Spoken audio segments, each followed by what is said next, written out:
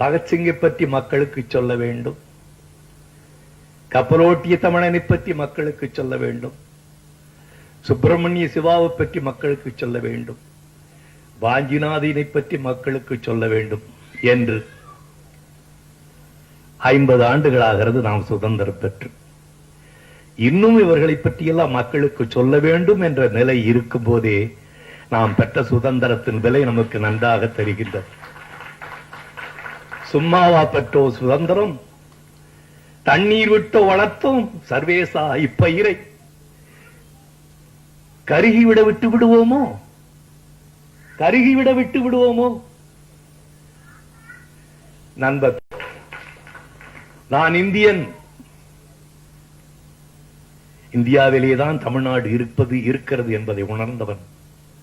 ஆகையால் நான் இங்கே அரசியல் பேசவில்லை. மக்கள் எல்லாம் ஒழுங்கான பாதையிலே போக வேண்டும் என்று சொன்னால், நல்ல பாதையிலே செல்ல வேண்டும் என்று சொன்னால், ஒழுங்கான பாதையிலே சாத்தியமான பாதையிலே நடக்க வேண்டும் சொன்னால், நம்மை அழைத்துச் செல்லும் தலைவர்கள் ஒழுங்காக இருக்க வேண்டும். அப்போதுதான் மக்கள் எல்லாம் ஒழுங்காக இருப்பார்கள். நம்முடைய நாட்டிலே ஒரு பழமொழி உண்டு, யதா ராஜா ததா பிரஜா என்று. தலைவன் எவ்வழியோ அவ்வழியேதான் மக்கள். சுதந்திரத்தை பற்றி எனக்கு தெரியும்.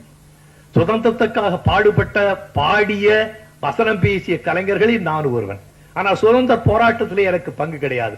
ஆனால் அந்த சுதந்திர போராட்டத்திலே பங்கு பெற்று அழிந்து போன குடும்பத்திலே ஒருவன் பிறந்தவன் நான் என்ற பெருமைதான் எனக்கு இருக்கிறது.